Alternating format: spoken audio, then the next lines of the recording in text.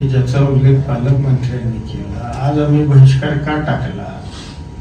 प्रशासनाचा प्रचंड वापर या मंडळींनी सुरू केला आणि त्यामुळं आज आम्ही त्या सर्व गोष्टींचा जाहीरपणाने निषेध केला की जो जिल्हा पुरोगामी विचारसरणीचा जिल्हा आहे, यशवंत विचाराचा जिल्हा आहे, या जिल्ह्यामध्ये जर लोकशाहीचा खून होत असेल तर हे आम्ही या जिल्ह्यातल्या मातीमध्ये आमचाही जन्म झाला, या जिल्ह्याचे संस्कार आमच्यावर आहेत, त्यामुळं अशा पद्धतीचं राजकारण आम्ही कदापिही चालू देणार नाही. त्यांनी फोडाफोडीचं राजकारण केलंय, कशा पद्धतीनं त्यांचं राजकारण चाललंय, प्रचंड पैशाचा प्रशासनाचा बळाचा वापर करून प्रशासकीय त्यांनी या पद्धतीनं हा प्रयोग सुरू केलेला आहे. त्यामुळे त्याचा आज आम्ही जाहीरपणाने निषेध केलेला आहे. पण राज्यात तुम्ही मित्रपक्ष आहात, तिघही एकत्र युती आहे, तुमची महायुती आहे.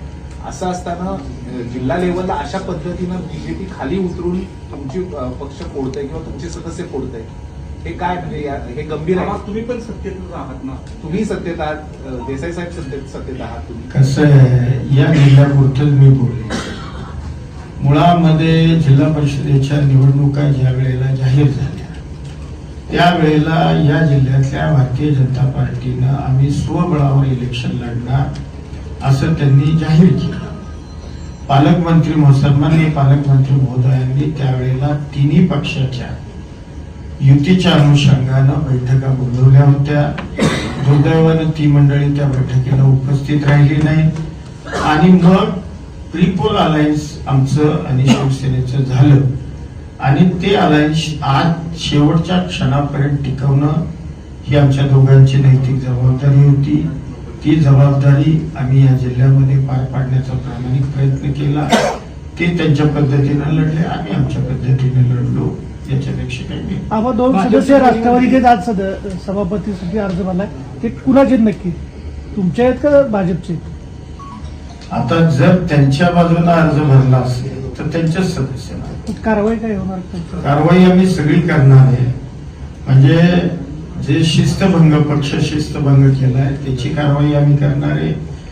जे 20 तारखेला जी घटना, जे बेकायदेशीर अध्यक्ष उपाध्यक्ष त्या पदावर बसलेत, या संदर्भामध्ये सुद्धा आम्ही कोर्टामध्ये जाऊन सन्मान्य कोर्टाला आम्ही या संदर्भात न्याय मागू. कामेश कांबळे आज गैरहजर ते नेमके पुण्याचे आता ते गैरहजरच होते, त्या संदर्भामध्ये सगळेच संदिग्ध आहोत. आलं का लक्षात? बघूया काय करू. सकाळी ते फॉर हॉटेलला पण होते, फॉर हॉटेलला पण होते ते.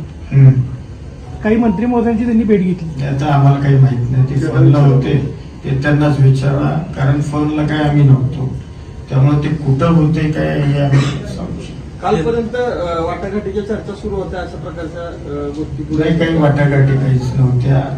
तशा पद्धतीचा कुठलाही प्रस्ताव ना त्यांनी ना आम्ही अशी कुठल्याही वाटाघाटीची चर्चा झाली.